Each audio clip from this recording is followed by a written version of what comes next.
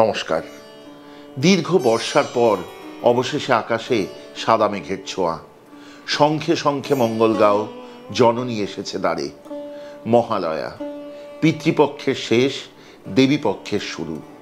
মহালয়া প্রতি বছর আসে বিশালতা নিয়ে এক। সে বিশালতার কারণ তার গভীর মনন এবং তার গভীর দর্শনবোধ। এই দিন পিতৃপুরুষকে জলদানের দিন। পিতৃপুরুষ মানে কিন্তু কেবলমাত্র নিজের পিতা মাতা, ঠাকুরদা ঠাকুমা, দিদিমা দাদু এরাই নন। এর বাইরে যারা আমাদের আত্মীয়, যারা অনাত্মীয়, যারা অনাথ আতুর, গৃহহীন সম্বলহীন, যারা মানসিক ভারসাম্যহীন, এমনকি যাদের কেউ কোথাও নেই, তাদেরকেও জলদানের দিন। তাতেও সীমিত থাকে না। তারপর আসে পশু পাখি, পৃথিবীর প্রতিটি প্রকৃতির অঙ্গে অঙ্গে ছড়িয়ে থাকা আত্মীয়তার কথা, যা জীবনকে ধারণ করে রাখে। তারই নাম ধর্ম। শুধুমাত্র আমাদের ধর্মই নয়, পৃথিবীর প্রতিটি ধর্মে বলা হয় জীবাত্মার মধ্যে পরমাত্মাকে খুঁজে পাওয়ার কথা, নিজের মধ্যে সেই ঈশ্বরের সন্ধান করার কথা। সেই জন্য যখন পৃথিবীর প্রতিটি অঙ্গে অঙ্গে, প্রকৃতির প্রতিটি অঙ্গে অঙ্গে খুঁজে পাই সেই আত্মীয়তা, তখন মহালয়ার দিনটি হয়ে ওঠে অন্যভাবে মহীয়ান। তার গভীরতা, তার মনন দেখা দেয়, ধরা দেয় অন্যভাবে। এই দিন খুব ভোরে কলকাতার ঘুম ভাঙে 3 বারের শঙ্খধ্বনিতে। তারপর কানে বেজে ওঠে ইয়া চণ্ডী মধুকাইটা ভারে দৈত্যদলনী। মহিষাসুর মর্দিনী শুরু হয়। এই মহিষাসুর মর্দিনী যতবারই শুনি ততবারই নতুন রূপে ধরা দেয়। মনে পড়ে কত পুরনো কথা, কত ফেলে আসা মানুষ এবং দিনের কথা। সেই জন্য মহিষাসুর মর্দিনী বোধ হয় আজ থেকে 100 বছর বাদেও পুরনো হবে না, একইভাবে চিরনবীন রয়ে যাবে। লস্ট অ্যান্ড রেয়ার রেসিপিসে পুজোর বিশেষ রান্নার সিরিজটি সাজিয়েছি এক একটি বনেদি বাড়ির গল্প নিয়ে। আজকের পর্বে থাকবে চোরবাগানের চ্যাটার্জি বাড়ির গল্প। এ এক অদ্ভুত সুন্দর পুজো। এই বাড়ির ইতিহাস ধরা থাকে এই বাড়ির প্রতিটি থামে থামে। এখানে কোনো মানুষ যারা পুজোর সাথে যুক্ত তারা পরিবর্তিত হন না। বংশ পরম্পরায় চলে মৃৎশিল্পী, প্যান্ডেল শিল্পী সবার কাজ। তবে হ্যাঁ, এখানে কিন্তু বাইরের ঠাকুর আসেন না ভোগ রান্না করতে। এখানকার নিয়ম হলো উপনয়ন হওয়া বাড়ির ছেলেরা এবং ভাগ্নেরা মিলে মায়ের ভোগ রাঁধবেন। জন্মাষ্টমীর দিন মায়ের কাঠামো পূজা হয়। দ্বিতীয়ার দিন মা আসেন ঠাকুর দালানে। সেই দিন থেকে বাড়ির মেয়েরা লক্ষ্মী, সরস্বতী, কার্তিক, গণেশ এবং দুর্গাকে বেনারসি শাড়ি পরিয়ে সাজিয়ে তোলে, সাথে রাখে অস্ত্রের সম্ভার।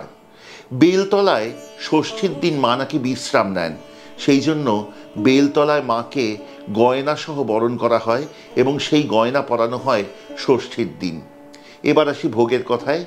এই বাড়িতে ভোগ রাঁধেন আগেই বলেছি পরিবারের পুরুষরা। সেখানে কি কি থাকে? থাকে ভাত, খিচুড়ি, 5 রকমের ভাজা, মাছ, চাটনি, পায়েস, মিষ্টি, এরকম সব কিছু। সপ্তমীর দিন হয় লাউ চিংড়ি।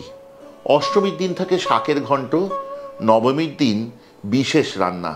সেই দিন থাকে ভেটকি মাছের ঘন্ট এবং চিংড়ি মাছের মালাইকারি। সবাই মিলে একসাথে বসে পাত পেরে খান। এরপর বাকি থাকে বিজয়া।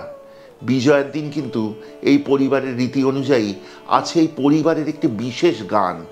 সেই গান গেয়ে মাকে নিরঞ্জনে নিয়ে যাওয়া হয়। এবার আসি আজকের পর্বের কথায়। আজকের পর্বে থাকবে একটি নিরামিষ রান্না, কারণ মহালয়ার পর্ব তো। মহালয়ার দিন অনেকেই কিন্তু নিরামিষ খান, কারণ সেদিন পিতৃপুরুষকে জলদানের দিন। আজকে থাকবে মোচার পাতুরি। চলুন শিখি। তবু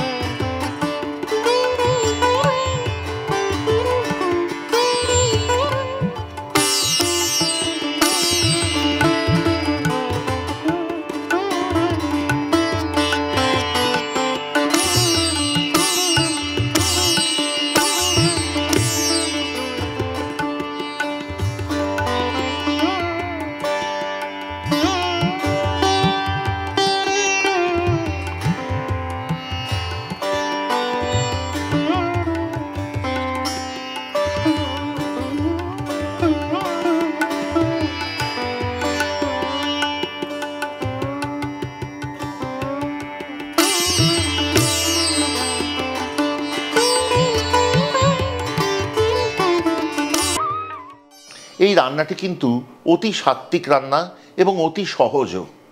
এর জন্য নিতে হবে 3টি প্রস্তুতি পর্ব। প্রথমত, মোচা কুচিয়ে হলুদ এবং অল্প নুন দিয়ে ভাপিয়ে রাখুন। দ্বিতীয়ত, ছোলার ডাল ভিজিয়ে বেটে রাখুন। এবং তৃতীয়ত, কলা পাতা ভাপিয়ে রাখুন বা হালকা আগুনে সেঁকে রাখুন, যাতে কলা পাতা নরম হয় এবং মোড়বার সময় ভেঙে না যায়। তারপর একটি বড় বাটি নিন এবং মেখে নিন পরপর সবকটি উপকরণ।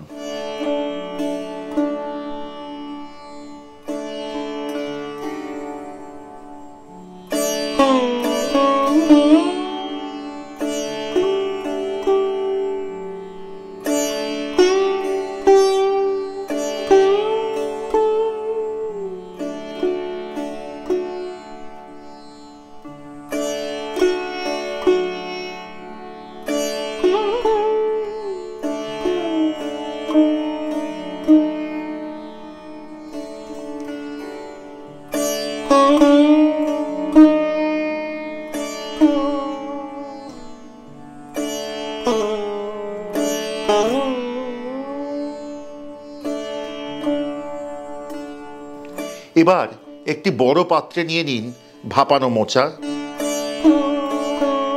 সাথে দিন 1 কাপ পরিমাণ ছোলার ডাল বাটা। এবার দিন 1 কাপ পরিমাণ নারকেল কোড়া, 1 চা চামচ পরিমাণ আদা বাটা, 1 চা চামচ কাঁচা লঙ্কা বাটা, 1 চা চামচ লঙ্কার গুঁড়ো, 1 চা চামচ পরিমাণ জিরের গুঁড়ো, 8 চা চামচের একটু বেশি গরম মশলা গুঁড়ো, স্বাদ অনুসারে নুন, তবে মাথায় রাখতে হবে মোচা ভাপানোর সময় নুন দিয়েছিলেন, 1.5 থেকে 2 টেবিল চামচ পরিমাণ চিনি এবং 1 থেকে 1.5 টেবিল চামচ পরিমাণ ঘি। সবকটি উপকরণ নিয়ে খুব ভালো করে মাখুন।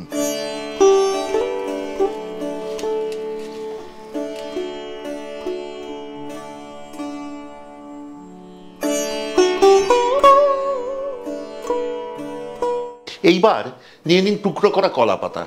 কলা পাতা হয় খোলা আঁচে সেঁকে নেবেন অথবা হালকা ভাপিয়ে নেবেন গরম জলে, কারণ তাতেই কিন্তু কলা পাতা নরম হবে এবং মোড়বার সময় ভেঙে যাবে না। কলা পাতার উপর দিয়ে দিন খানিকটা করে মাখা মোচা। এইবার পাতুরির মতো করে চারপাশ মুড়িয়ে গড়ে নিন। রাখবার সময় যেই দিকটা ভাঁজ সেই দিকটা উপুর করে রাখুন। এবার একটি ছড়ানো পাত্রে ঢেলে দিন সর্ষের তেল এবং বসান আঁচে।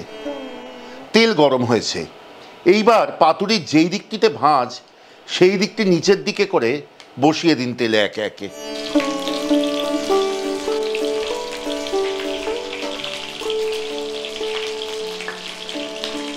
পাতুরি খেতে গেলে অনেক সময় বাঁধার সুতো বড় বিড়ম্বনার কারণ হয়। যেভাবে আমি আজকে করলাম সেভাবে যদি একদিকে ভাঁজ করেন এবং সেই ভাঁজের দিক যদি তেলের দিকে দেন, তাহলে দেখবেন অনেক সময় সুতোর প্রয়োজনই পড়বে না। খেতেও সুবিধে এবং রান্না করতেও সুবিধে। কেমন লাগছে আজকের পর্বটি দয়া করে আমাদের কমেন্টে লিখে পাঠান। যদি ভালো লাগে তাহলে অবশ্যই শেয়ার করতে ভুলবেন না আত্মীয় বন্ধুদের সাথে। সেভাবেই কিন্তু বেঁচে থাকবে এই রান্নাগুলি, বেঁচে থাকবে আমাদের ঐতিহ্য। যদি ভালো লাগে সাবস্ক্রাইব করে সঙ্গে থাকবেন, খুব আনন্দ পাবো।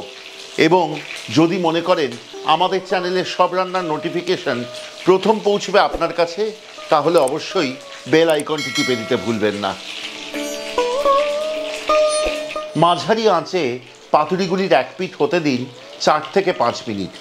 যখন দেখবেন পাতায় হালকা পোড়া রং লাগতে আরম্ভ করেছে, তখন খুব সাবধানে 2টি খুন্তি দিয়ে পাতুরিগুলি উল্টে দিন। আবার হতে দিন 4 থেকে 5 মিনিট। যদি আমাদের যোগাযোগ করতে চান, যেমন চান অনেকে, আমাদের যোগাযোগের নম্বর হলো 6291834357। আরেকবার বলি, কলকাতার নম্বর 6291834357। এই নম্বরে আমাদের যোগাযোগ করতে পারেন সোম থেকে শনিবার সকাল 11টা থেকে সন্ধে 7টার মধ্যে।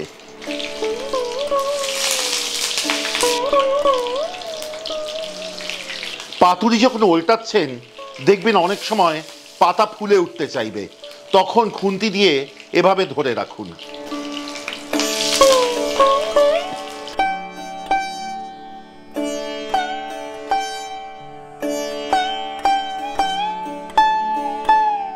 আমাদের মোচার পাতুরি প্রস্তুত। এবার আমিও খুলে দেখব, আপনাদেরও দেখাবো ভেতরটা কেমন হয়েছে। এই রান্না কিন্তু পরিবেশন করবেন গরম ভাতের সাথে অথবা পোলাওয়ের সাথে।